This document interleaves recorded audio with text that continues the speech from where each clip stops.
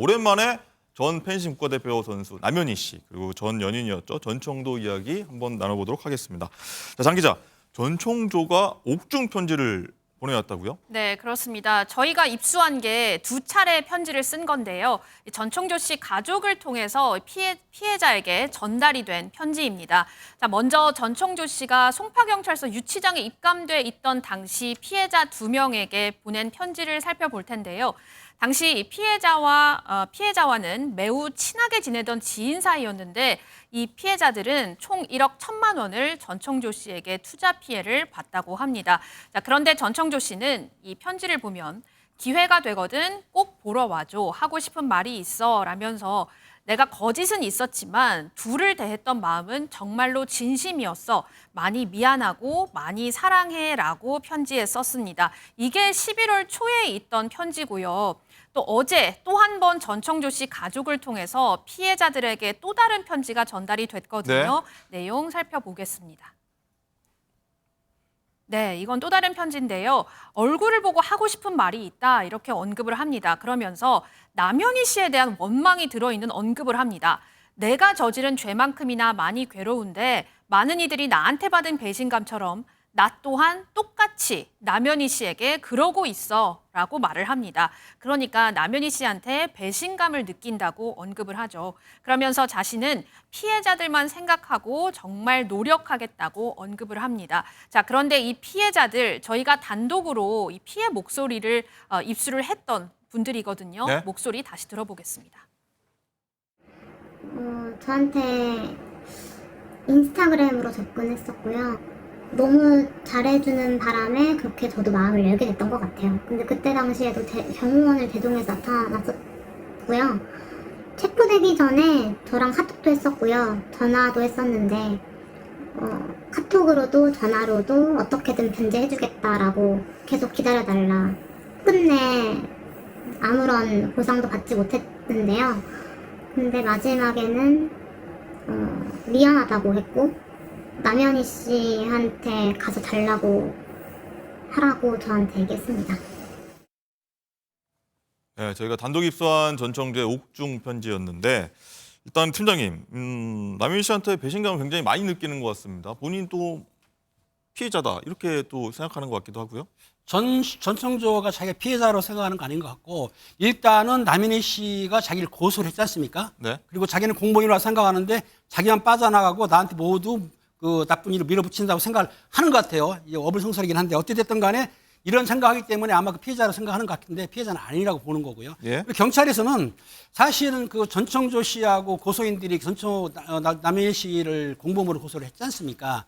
하지만 이게 확인 안 되는 거예요. 왜냐하면 남현희 씨는 절대 아니라고 공범 아니라고 지금 부인하는 상태고 또 그리고 추가적으로 증거라든가 객관적인 증거가 없기 때문에 전현희 씨하고 그다음에 전청조하고 남현희 씨하고 붙여놔봤자 쌈만 하는 거예요. 그러니까 네. 대진한다 하더라도 똑같은 일정이다. 그러니까 아마 추가 대진을 해야 되는데 추가 일정은 아직 잡은 적이 없다고 하는 것 같고요. 그리고 만약에 남 씨가 범행에 가담한 뭐 공범이라든지 방조미를 하면은 객관적인 점도 필요하고 시간이 필요하기 때문에 경찰에서는 지금 그 관련해서 시간을 좀 많이 갖겠다. 무슨 얘기냐면은 남현희 씨는 지금 기소를 안 했습니다. 하지만 전청조는 기소를 했지 않습니까? 네. 그러니까 대질하려고 하면 찾아가야 돼요. 그래서 시간을 갖고 대질도 하고 또 거짓말 탐지기도 아마 사용할 수도 있을 것 같습니다.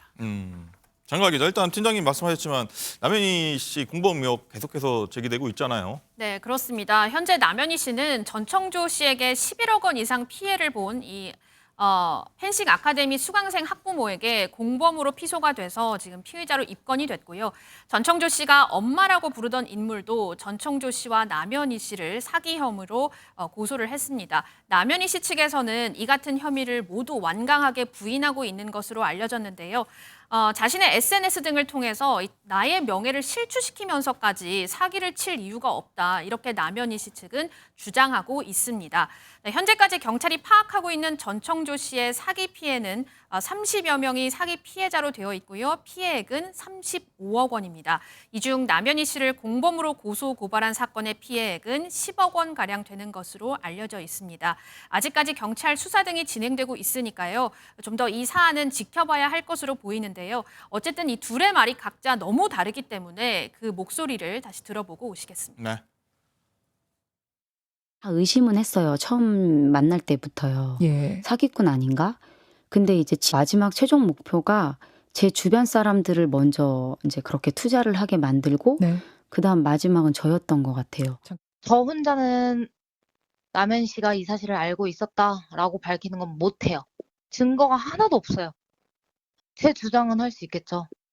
근데 저는 진짜 이길 자신이 너무 없어요. 혼자는 진짜 못 이겨요.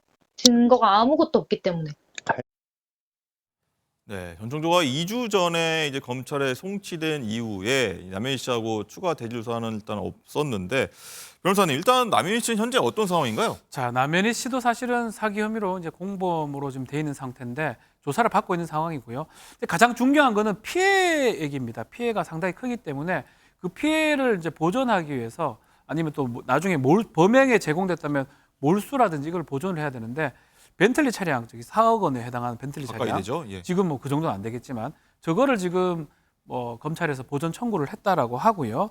그래서 법원이 지금 신청을 인용을 했다고 합니다. 벤틀리 차량은 나중에 남현희 씨라든지 뭐 문제가 된다고 하면 나중에 몰수가 될 때 쓰일 수 있을 것 같고 그거 말고도 남현희 씨 뭐 가방이라든지 시계라든지 목걸이 이런 거 다 압수가 됐습니다. 네. 압수가 되는 이유는 뭐냐면 범행에 제공됐거나 범행을 통해서 얻었을 때, 공범이었을 때를 기준으로 한 것 같아요. 예. 법원에서 아니면 검찰에서 경찰 수사를 해가지고 공범이 된다 그러면 남현희 씨 물건들도 압수, 몰수가 될 것으로 보입니다. 알겠습니다. 전 국민을 좀 어이없게 만들었는데 빨리빨리 좀 해결돼서 좋은 결과 나왔으면 좋겠고 저희가 계속해서 소식 전해드리도록 하겠습니다. 오금금은 여기까지 하도록 하고요. 잠시 뒤에는요 정치권의 핫한 소식 다룰 테니까요 채널 고정입니다. 두 분 말씀 오늘 감사드립니다.